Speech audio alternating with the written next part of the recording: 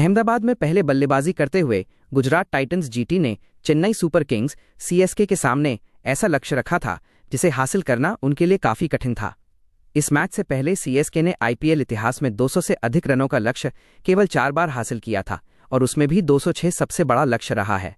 इस बार उन्हें 230 रनों का लक्ष्य हासिल करना था।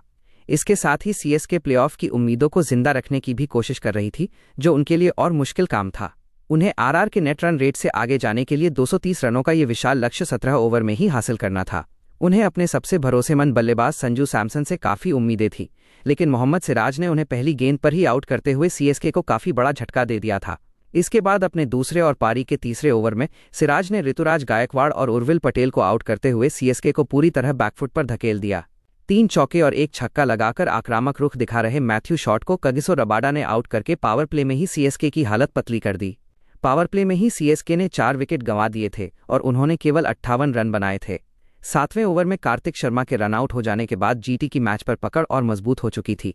इसके बाद शिवम दुबे ने आते ही अरशद खान के ओवर में 2 चौके और 1 छक्का लगाया। जैसन होल्डर द्वारा डाले गए अगले ओवर में दुबे ने 2 छक्के और 1 चौका लगा दिया। गिल ने फिर राशिद खान को आक्रमण पर लाया और दुबे ने उन्हें भी एक लंबा छक्का मारा। केवल 16 गेंदों में वो 47 रन बना चुके थे, लेकिन फिर राशिद को एक और छक्का मारने की कोशिश में वो गेंद को हवा में मार बैठे।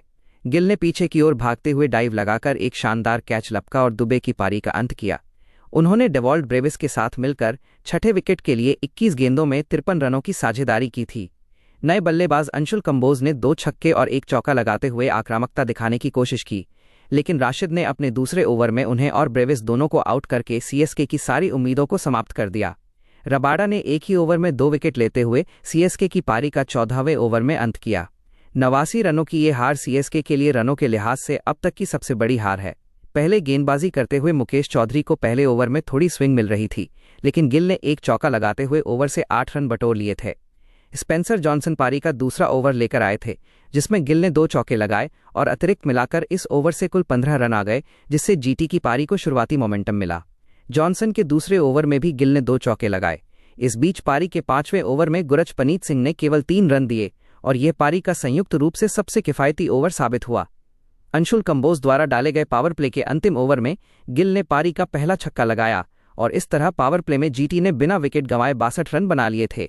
पावर प्ले के तुरंत बाद गिल ने नूर अहमद का स्वागत छक्के के साथ किया और आखिरी गेंद पर भी छक्का लगाते हुए उनके ओवर से 16 रन निकाले।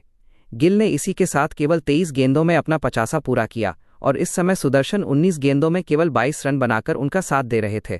गुरजपनीत ने अपने दूसरे ओवर में भी केवल 3 रन ही दिए। 9.1 ओवर में ही जीटी ने 100 का आंकड़ा पार कर लिया था। यह 10वां मौका था जब गिल और सुदर्शन ने 100 या उससे अधिक रनों की साझेदारी की है और अब उनके नाम पुरुष टी20 क्रिकेट में संयुक्त रूप से सर्वाधिक शतकीय साझेदारी का रिकॉर्ड हो गया है। सुदर्शन ने इस बीच 35 गेंदों में अपना अर्धशतक पूरा किया। यह इस सीजन सुदर्शन का लगातार 5वां 50 था और वो आईपीएल में संयुक्त रूप से लगातार सर्वाधिक 50 लगाने वाले बल्लेबाज बने हैं। 13वें ओवर की दूसरी गेंद पर जॉनसन की गेंद पर आउट होने से पहले गिल ने 125 रनों की ओपनिंग साझेदारी सुदर्शन के साथ की थी। सुदर्शन ने भी 50 पूरा करने के बाद अपने गियर बदले और नए बल्लेबाज जॉस बटलर ने भी आते ही नूर को 2 छक्के लगा दिए। नूर के तीसरे ओवर से 22 रन आए। सुदर्शन ने अंशुल कंबोज को 1 चौका और 1 छक्का लगाते हुए 16 ओवर के बाद जीटी का स्कोर 173/1 तक पहुंचाया। इसके बाद सुदर्शन ने गुरजपनीत और कंबोज को 1-1 छक्के और लगाए। पारी के 19वें ओवर में वो 84 रनों की पारी खेलने के बाद कंबोज का शिकार बने। बटलर ने भी केवल 23 गेंदों में अपना 50 पूरा किया और टीम को 229 तक लेकर गए। कंबोज के नाम इस बीच एक अनचाहा रिकॉर्ड दर्ज हो गया। इस सीजन कंबोज अब तक 34 छक्के खा चुके हैं और ये एक सीजन में किसी भी गेंदबाज के लिए सर्वाधिक है।